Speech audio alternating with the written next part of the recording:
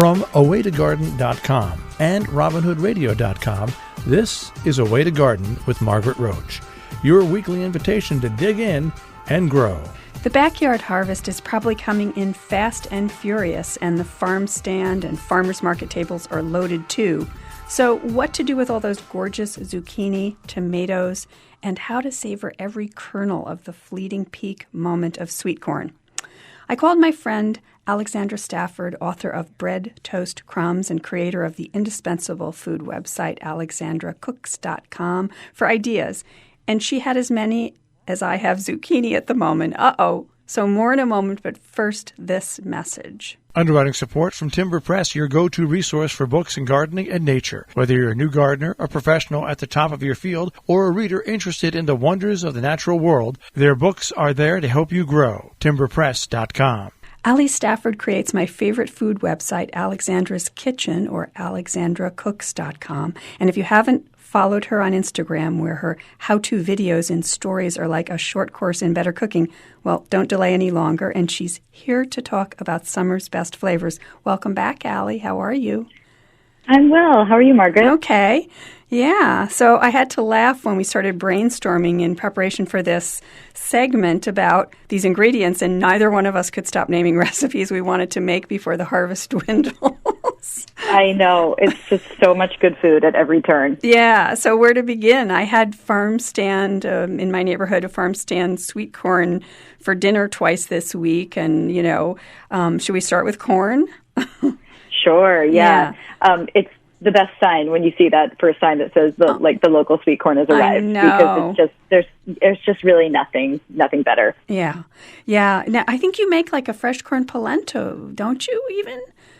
Oh my gosh, that's like my favorite. After probably corn on the cob, that's the first thing I make. And I don't make it a ton because, truthfully, it's kind of a pain. You have to grate the ears of corn, and you grate so much, and it really feeds like one or two people. Yeah. But if you've never done it, you have to do it because it's so good. Top it with an egg, some Parmesan, and dinner is done. Yeah. But yeah, after that, I'd say my favorite things to do are to strip the ears from the cob and to make soup. And I first learned about the trick with making a corn cob stock from Samin Nosrat's Salt, Fat, Acid, Heat. Yes. She has this amazingly simple. It's butter, onions, corn, salt, water. But you I think it's 8 ears of corn maybe. Strip the ears. She has a great trick for getting the ears off without stumbling and having the corn fly everywhere. You just line a shallow bowl with a tea towel and hold the cob upright, strip them down, and then as the cobs simmer in water, you start making the soup, and it's just really simple. And she pairs it with this herb salsa, which I think is essential because the soup is so sweet that you need something to cut it. And then after I made that, somebody else directed me to Deborah Madison's curried corn soup with coconut milk. Same idea. You make a stock with the stripped ears of corn, and there's garam masala, there's onions, there's cumin, lots of cilantro, coconut milk. And they're so good. They freeze well, so you can, if you're overloaded with corn, you could make a ton of it, put it in quart containers, save it. It feels so great pulling out a quart of soup in the winter. Yeah, and so I should say that with all of these, we'll go into some of them in detail and others that we don't. We're going to, with the transcript of the show, besides the fact that I'm going to buy an extra copy of your book, Bread, Toast, Crumbs, and have a book giveaway because I love it. Oh, thank you. And I love to encourage people to use it, and it's full of delicious vegetable things as well as bread and et cetera. So we'll have the links to all of these recipes in detail, with photographs and so forth, so people can learn to make them. If anything sounds particularly delicious, we'll tell you how to do it in detail. So with the transcript. Yeah. So we're making some soup. We had made the broth, which, even if you don't make that particular recipe, other cooks I've read, and I believe Rana Welsh, the nimble cook that we both really admire, in her new book, I think she talks about that, about don't throw away those corn cobs, right? I'm sure she did. I can't believe because I made her collard green salad last night, actually, and she has a recipe for something to do with the stems of the collard greens. Exactly. So I'm sure she has something to do. Exactly. Yeah. So more corn thoughts? Yeah. So Melissa Clark has also this amazing corn pasta recipe, and same thing. You strip the ears of corn, and it's almost like you make the fresh corn polenta, but you saute them and you puree. You keep some aside so you have some texture, but you cook some of them down and then you puree it. So you've got this creamy corn sauce, but there's no cream in it. There is butter and some Parmesan, but overall it's not. What's that? Of course, butter and Parmesan. Course, yes. Exactly. Yeah. And it's just it's really nice. It's just so summery, lots of basil at the end, pepper. That's a really good one. And I haven't made this one yet, but I was looking on the Milk Street website and they have a pasta recipe that's very summery. And it also calls for using the cobs to make a stock, but so you can use that as a sauce for pasta as well. And I think that one has tomatoes and basil and just other summer ingredients. So yeah, I think it's a very versatile thing to have. And you could even probably just make the stock and freeze it. Yeah. You know? Yeah, absolutely. If you didn't have a recipe. Yeah. Have you ever made corn fritters? Because one of the local places near me sometimes makes them in season. And I always think, is that a lot of work? Because they're so delicious, I want them. But do you know what I mean? Do you ever do that? Yes, they're so good. I have made Deborah Madison's recipe for those as well, and they're so good. And she uses cheddar, which sounds a little bit like maybe boring, but it's actually so perfect with the corn. I think because the corn is so sweet, and there's scallions, and you just make a batter. It's I think the trick with fritters is to just kind of like make you make your batter, and then you've got to do a little tester one and see if it's seasoned right, see if it holds together properly. But once you get that one little guy ready, you can either store the batter in the fridge until you're ready to make them, or you can just fry away and reheat them, or keep them warm in an oven until you're ready to serve them. It's funny. It's like reminds me of if you're making pancakes, the first one's never quite the right one. I but know. After right, that, exactly. The griddle's right, and you know what I mean. It's all. Yeah. You get the right moment. Right. The right exactly. technique. Yeah.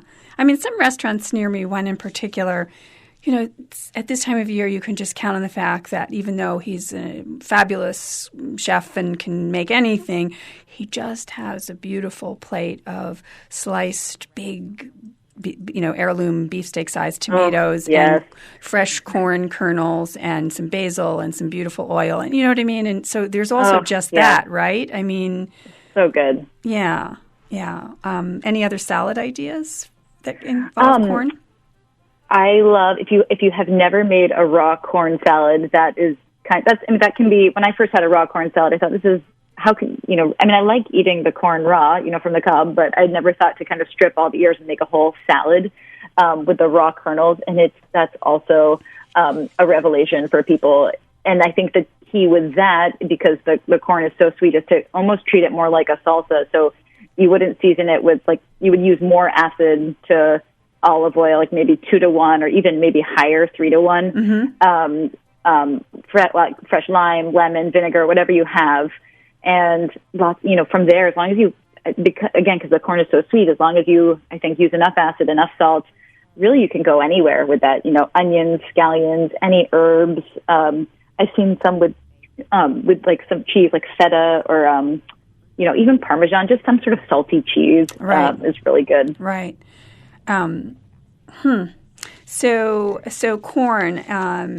I don't know. I'm tempted to just stay with corn for like the whole discussion because I'm so hungry now. But should we move on to tomatoes, or where should we go? Sure. Yeah. So tomatoes are of course the thing, and I was out in the garden today, and there was one of my favorite cherries is actually a hybrid Sun Gold, and I mean, I know, yeah. I just can't imagine not having that. And, you could just stand by the vine and just eat them all. They're just so fabulous. But there's lots of other things, including making sure that you save some for later. Like I just put whole tomatoes and even whole cherry tomatoes in freezer bags, and I use them instead of canned tomatoes later, in the year, as I always mention at this time of year on the show. So I freeze whole tomatoes.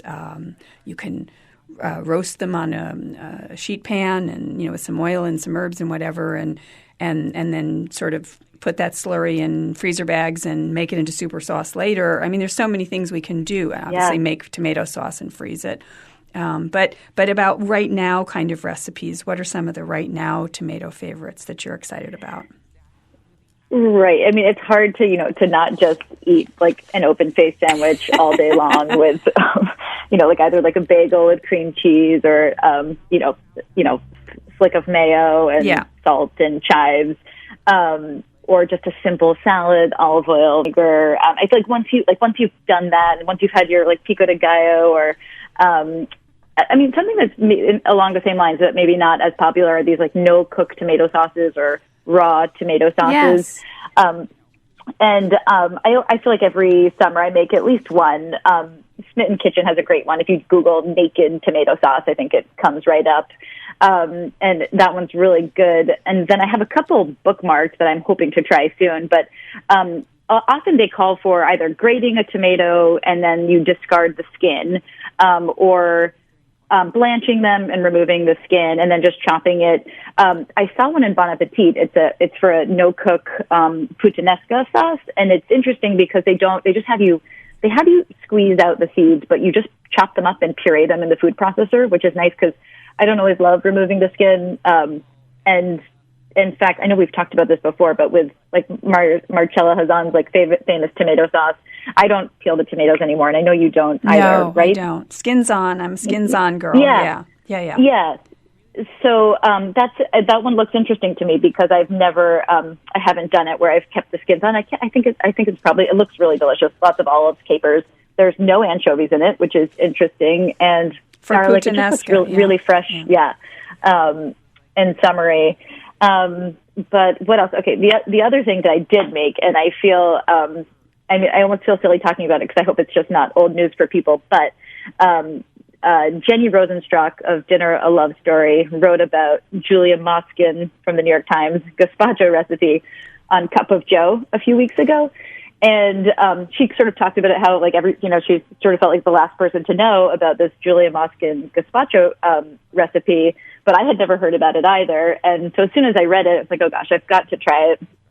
And it really is the easiest thing in the world. You just chop up tomatoes, no peeling, cucumber, peppers, 1 clove of garlic.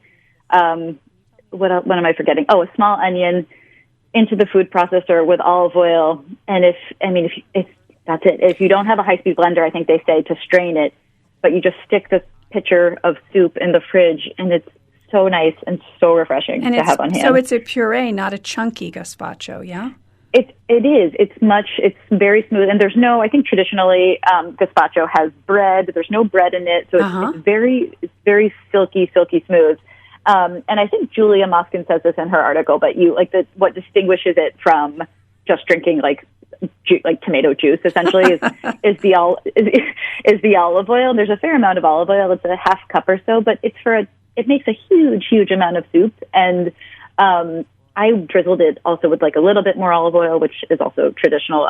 But I had this chili oil, and it was nice to just have a little bit of heat with the refreshing cold soup. And it's such a good, the thing that's funny about this time of year is that there's it's like endless inspiration everywhere you go, but almost everybody I talk to has like zero motivation to cook.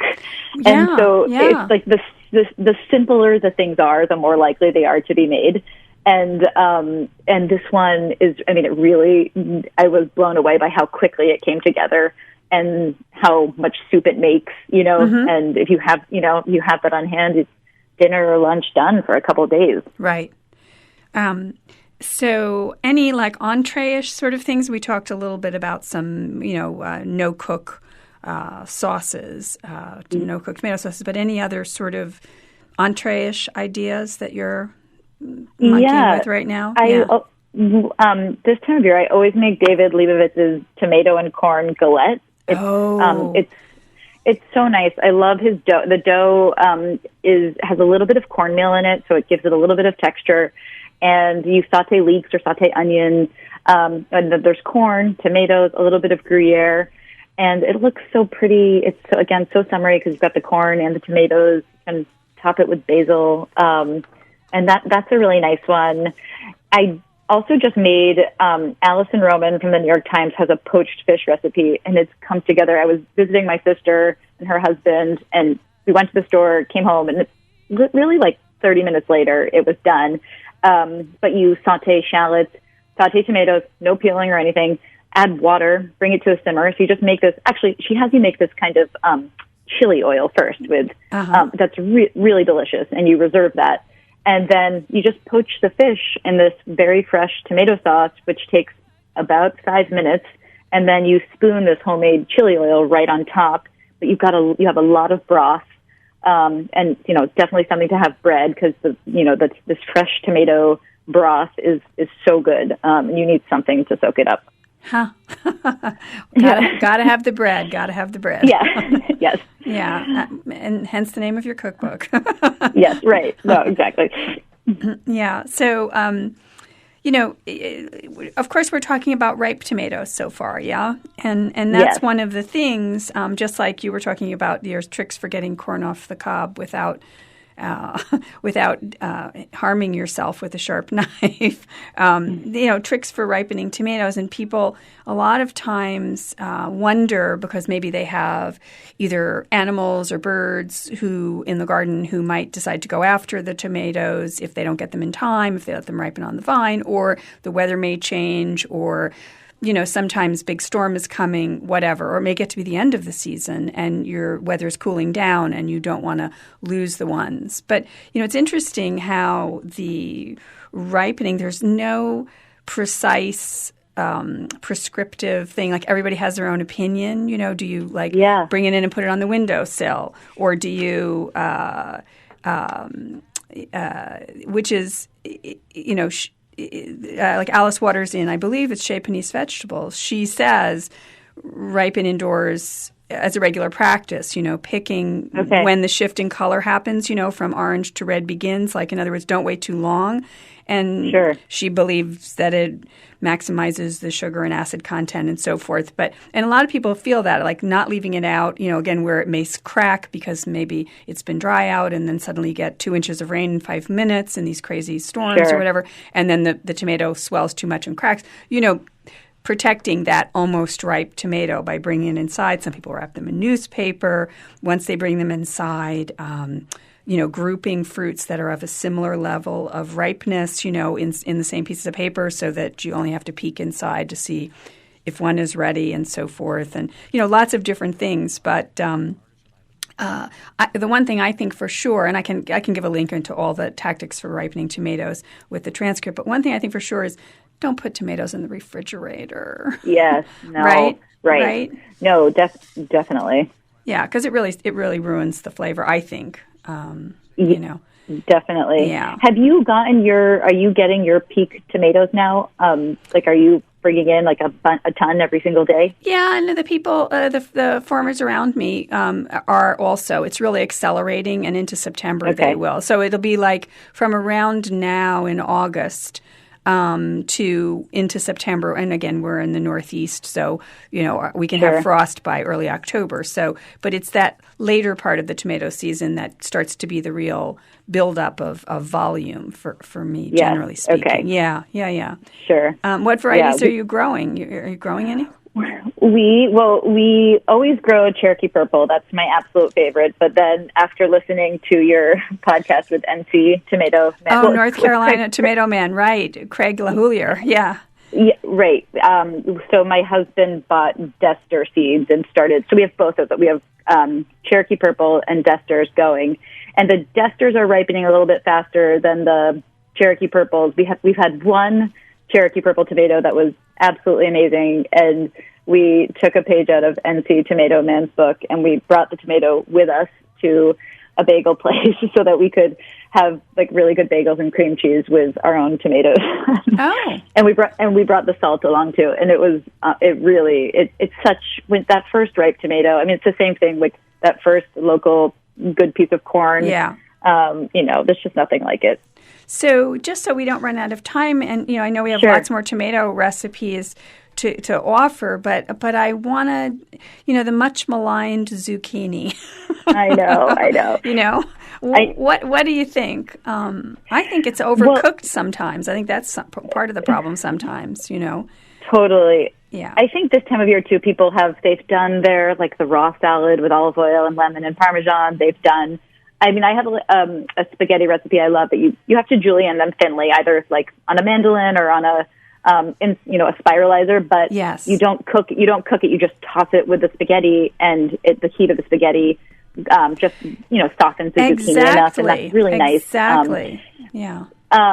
But I did just see, and I actually made it, and it was so good. Heidi Swanson from 101 Cookbooks, she said, this time of year, the zucchini are really arriving. So she, is always looking for recipes, and as many people are, that call for, 4 or 5 or 6 zucchini. And this one was so fast and so good. And you essentially you saute some garlic, and you throw chopped in zucchini into the pan with water. And I actually ended up shredding them all in my food processor, so it was really fast. I used 6 zucchini, throw them in the pan with water, and you cover it and simmer it for about 10 minutes.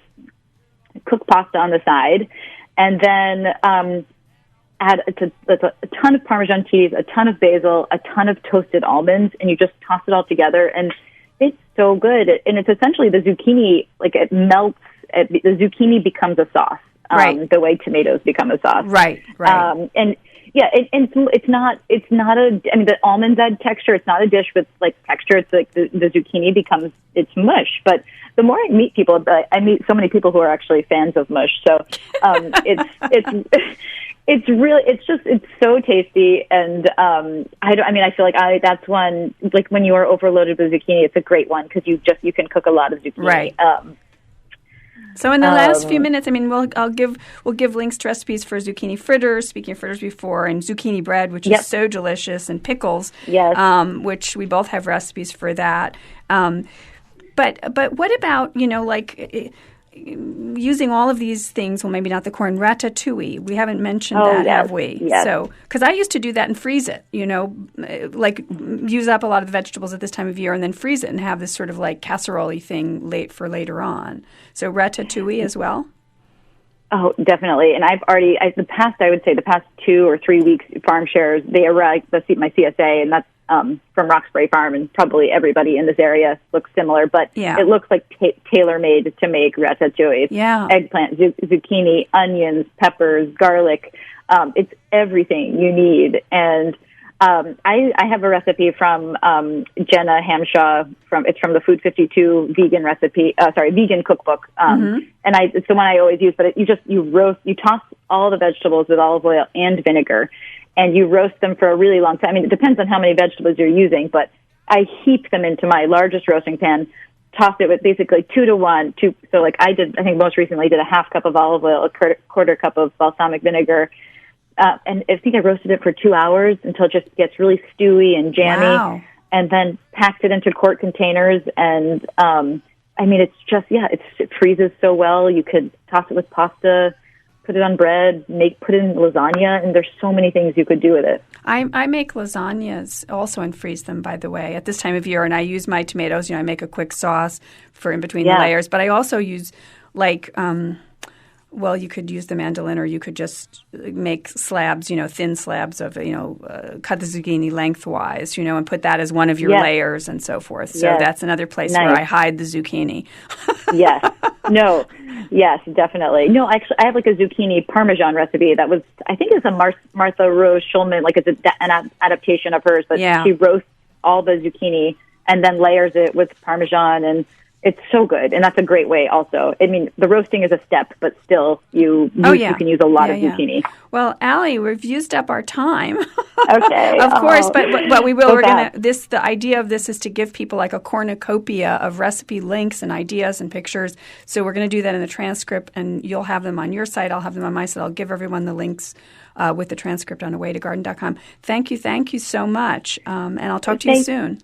Okay, sounds great. Thanks, Margaret. Underwriting support from Timber Press, your go-to resource for books in gardening and nature. Whether you're a new gardener, a professional at the top of your field, or a reader interested in the wonders of the natural world, their books are there to help you grow. timberpress.com. And I hope I'll talk to all the rest of you soon again, too. Now, don't miss an episode. You can subscribe free to the podcast version of the show on Stitcher or iTunes or Spotify. And you can find me anytime at awaytogarden.com or on Facebook and Instagram as @awaytogarden. And happy gardening and cooking from the garden meantime. A Way to Garden with Margaret Roach is a joint production of awaytogarden.com and the smallest NPR station in the nation, Robin Hood Radio.